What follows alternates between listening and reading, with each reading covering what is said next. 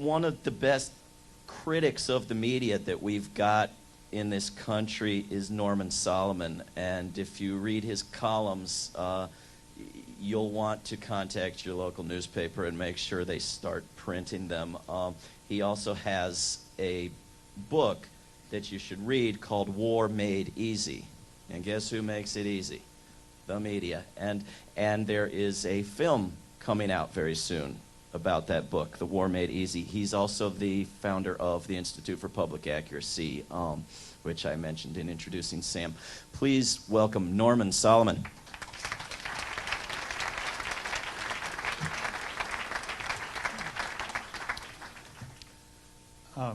By any chance, is Sarah Olson in the room? It's not that your vehicle has been impounded by the U.S. military. It's that I was hoping you could say a few words. Sarah Olson is someone we all need to know about. She's an independent journalist.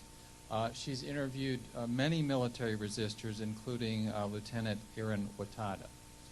And she has received a subpoena demanding that she appear next month in a military court on the court-martial of this lieutenant for the alleged crime, the lieutenant's alleged crime of using the First Amendment, speaking against the war as a member of the U.S. military.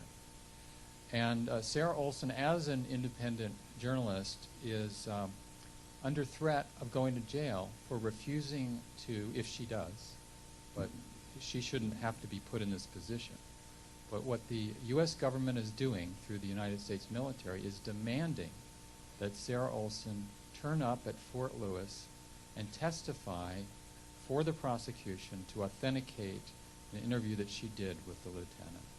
And so I hope that you'll go to Google, type in Sarah Olson, O-L-S-O-N, and then when you get to her website, see what you can do to support her, because this is a huge threat. It's an attack on soldiers who are resisting. It's an attack on independent journalism.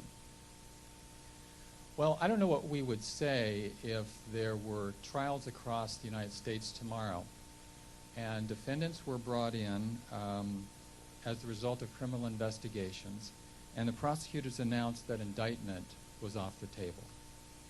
That would be laughed at of court as preposterous, and the prosecutors would be probably out of a job by nightfall. Obviously, this is what position has been taken by the so-called leadership in Congress.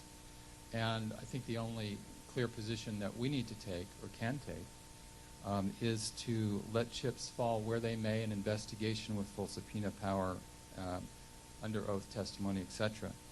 I agree with essentially everything that's been said here in this session. And what I'd like to add to it is not a but an and. I think clearly there's what we could call a split in elites in this country about the proper course of U.S. Military spending and actions, also known as militarism. Martin Luther King talked about the madness of militarism, and I'm not a betting person, but if you went to Nexus or any other search mechanism through the U.S. news media, and you searched for "I have a dream" and then searched for the madness of militarism, the ratio would be mind-boggling, many zeros on the right-hand side of not zeros.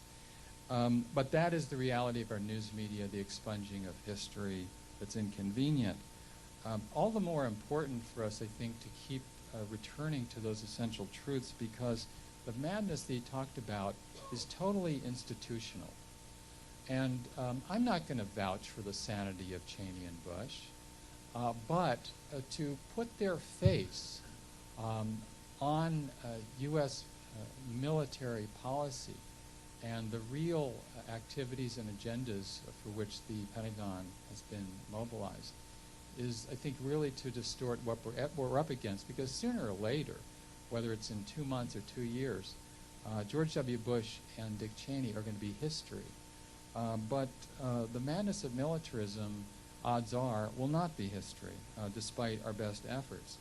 I certainly don't believe that you rearrange social relations with bombs, as the saying goes. I also don't think you rearrange political economies or relations with impeachment. But I do think that impeachment is a very legitimate and important avenue to pursue. However, it's going to be much more difficult metaphorically or literally to impeach what has been called the military-industrial media complex. And in the last 50 years, that complex, of course, has been tremendously lucrative for some wealthy individuals and a lot of corporations. It's been an instrument of U.S. foreign policy. Infamously, Thomas Friedman wrote in The Lexus and the Olive Tree that you need the iron fist of the Pentagon behind the hidden hand of U.S. economic policy.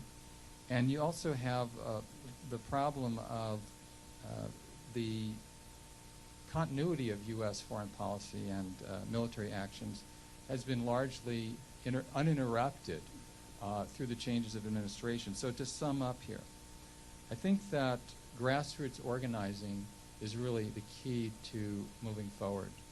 And part of what I would hope would happen is that we would widen the debate around the Bush-Cheney administration because they are guilty of impeachable offenses. They're also guilty of war crimes. And I don't hold the U.S. Constitution above the Nuremberg principles. To engage in wars of aggression is to engage in and be guilty of the worst crimes on the planet, as Nuremberg determined.